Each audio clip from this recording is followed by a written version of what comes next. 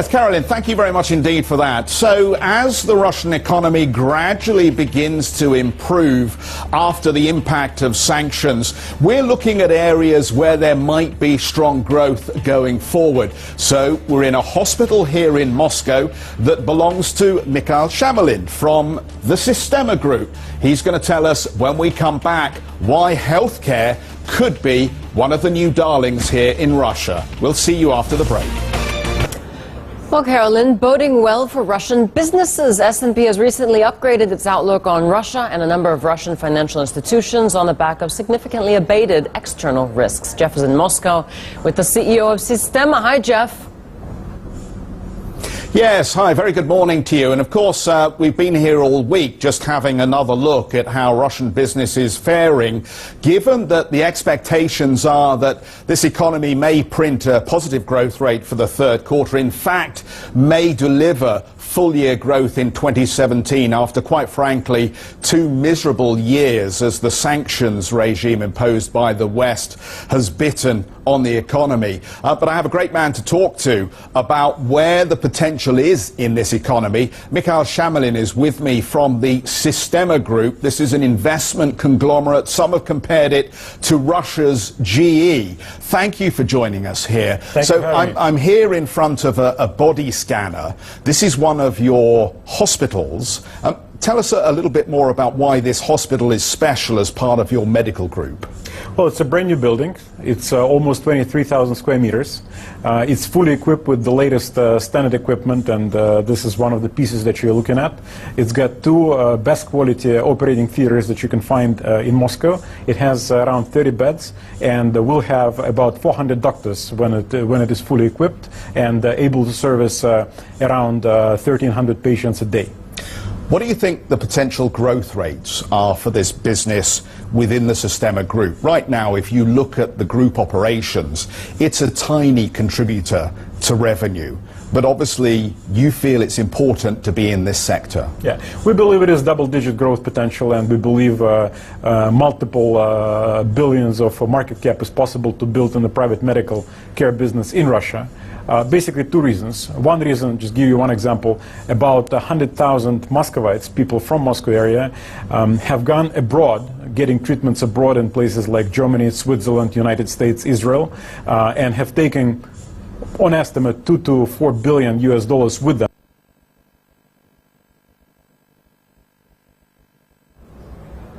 All right, we just seem to have some slight technical difficulties. We'll just try to restore that and cross back out to Jeff if we can. On top of that also, let me just mention on a programming note that we will be keeping the central bank ball rolling with an exclusive interview with the governor of the Central Bank of Russia, Elvira Nabiullina. Jeff will be bringing us that interview tomorrow at 9 o'clock CET. So I think we've reestablished that line. we have. Let's go back out to Jeff.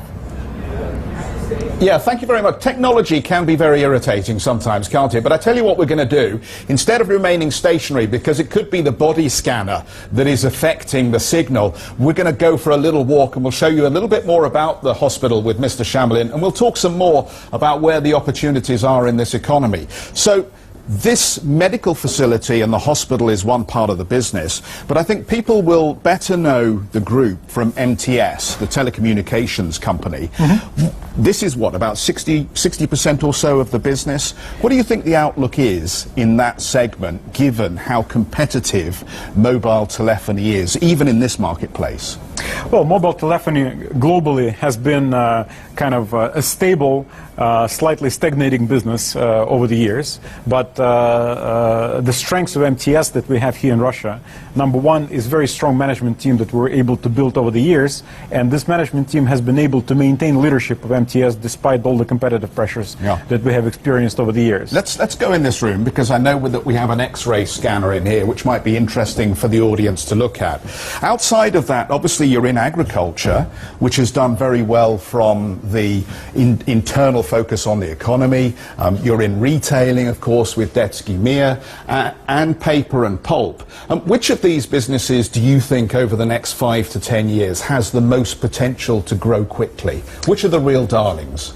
Well, all 4 actually are darlings, the ones that you named. Retail, If we take Detsky as an example, we've had 37% year-on-year growth in this business. Pulp and paper, we had around 40% growth.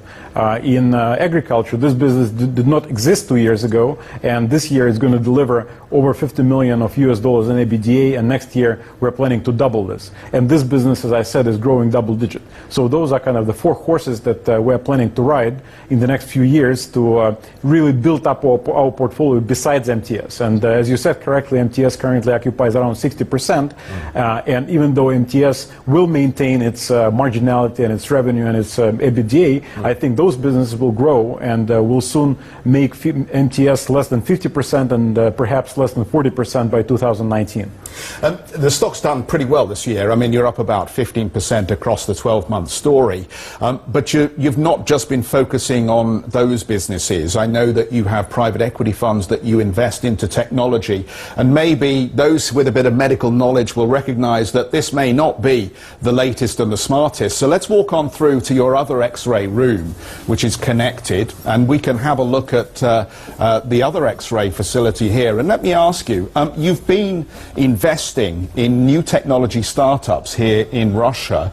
How active is that market? I know some people have been concerned that it may not have done so well because of the sanctions regime. Are you finding exciting technology businesses here to put money into? Yeah, we actually do. We started recently a fund called Sistema Venture Capital.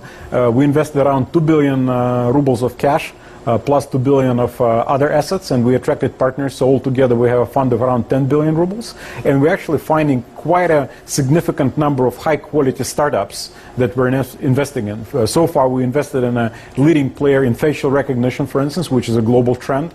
We invested in another company which does data mining and the big data transfer, which is very applicable to MTS and MTS Bank and some of our other activities. In fact, we actually find less investment demand for those kind of assets and less competition, which actually plays to our benefit because we are one of the efficient and good guys in this venture capital market with a big promise. There will be Western investors who are willing to look a bit deeper and maybe want to go directly into the property market, either here in Moscow or across Russia. Again, it's been a hard market to be in as a result of the sanctions regimes, but one feels the banks are now a bit more liquid, there is money coming back. What do you think high-end and middle-level property is going to do in the Moscow market, and how active are you there? Yeah, first of all, it really depends on how efficient you are and how good you are at what you're doing. And number two, I think the sanctions regime is very much overstated. If we take 100% issues that exist in the Russian economy, I think only 5% are sanctions related and 95% are non-sanctions related and related to reduction in the price of oil, which is a major contributor because the Russian economy was very much oil dependent and is now kind of restructuring itself to be less oil dependent. But in real estate, for instance, we have a company that builds apartments and it has around 40% EBITDA margin now with the demand that we currently have. So it very much depends which areas of the market you are focused on and how good you're doing. Overall, we are contributing in Sistema around 20 to 25% return to our shareholders. So, you know, we can't say that we're doing badly, even in the current economic circumstances. And I want to come back to the medical story while we're here. Yeah. And I just let the audience know, neither of us actually put ourselves on the machine for these X-rays. So these X-rays don't belong to us, just in case, as I say, you're a medical professional, you're looking closely. Don't email me and tell me there's a problem with my ankle. But one of the advantages, it seems to me, of investing in the consumer sector here is that the state will leave you alone. And also there are incentives. So if you invest alongside what the government wants to see grow, you can do well. So it's interesting that there is a tax advantage. Can you tell us a bit more about the tax opportunity that there is around being in the medical space and why that makes it a good place to be? Well, a major tax advantage is that you're not paying profit tax if you invest in private medical business and 90% of your revenues are medical revenues and not other revenues, rental or otherwise. And that is, of course, a big contribution because we can use the profit to reinvest in building facilities like this. So yes, we're taking advantage of this preference for sure. And as I understand it, you're also interested in the idea of expanding perhaps into medical hubs. but that is a little dependent on what foreign doctors or foreign specialists can actually come into the Russian market. Is it going to get any easier for those people to enter this marketplace? Well, in fact, it's interesting you ask, because there was a special piece of legislation adopted by the Duma last year to create a so-called Moscow medical cluster. And for this Moscow medical cluster, or medical hub, you call it, which is tied to a specific location near Skolkovo, it will be allowed to actually import foreign doctors without knowledge of Russian language. It will be allowed to use Western medicine and the medical practices without any alteration and without any special certification or recertification. So that's going to be an experiment, and we'll see how well it goes and how better it is than the existing practice, and then we'll take it from there. So let's just wrap it up here and get to the bottom line. The share price up about 15-16% over the 12-month story. People are looking at the business and wondering if your growth rates are going to be strong into 2017. People are feeling a little bit more confident about the recovery at the macro level here. But are you concerned that there may be anything that jeopardizes the potential for you to grow more strongly next year? How optimistic are you feeling right now? Well, right now the only major risks we see are kind of geopolitical risks, which are impossible to calculate, because whatever is going to blow anywhere in the world, we simply don't know. And how is it going to affect international politics, ruble-dollar rates, borrowing rates, those kinds of things. That we cannot predict, and that we cannot really count for. So we keep it in mind, but we also set it aside. And as far as Russian economy is concerned, we're actually quite confident that we have a very good growth platform, because after the ruble devaluation, we have competitive advantage in most our producing businesses like pulp and paper with a good export potential, and we have good growth potential and import substitution here in Russia, including, by the way, private medical care, because people who used to take dollars and euros abroad to Germany and Switzerland, now it's twice as expensive, and here we have facility which is pretty much on par with any of the good things you can see in the West. That's a critical message. Mr. Shamolin, thank you very much indeed for letting us wander through your medical facility here. And that is an important message, I think, as household incomes at the middle class level seem to be recovering. There is an appetite, particularly for healthcare and private healthcare. And one of the advantages, I guess, of this hospital over some others that you'll find in other jurisdictions in the West is that you can subscribe as a private patient, but you can also just walk in off the street and they will treat you for a cash payment, which again sort of changes the dynamic and raises the opportunity that you may have here in this sector. Well, I'm going to wrap it up from here. Thank you very much for joining me and Mr. Shamolin in his hospital. And of course, we'll be here till the end of the week. We're talking a bit more about Russia tomorrow as we try and give you an updated health check on the state of the economy. Back to you guys. Jeff, thank you so much for that. I was hoping secretly that he was going to wear scrubs. Oh, I was just hoping that we'd see those X-rays where they find an egg beater or like a cat or something left in the X-ray or inside somebody's body. Didn't happen. No. You're probably hoping that I was going to lie down here and get an X-ray or something, right?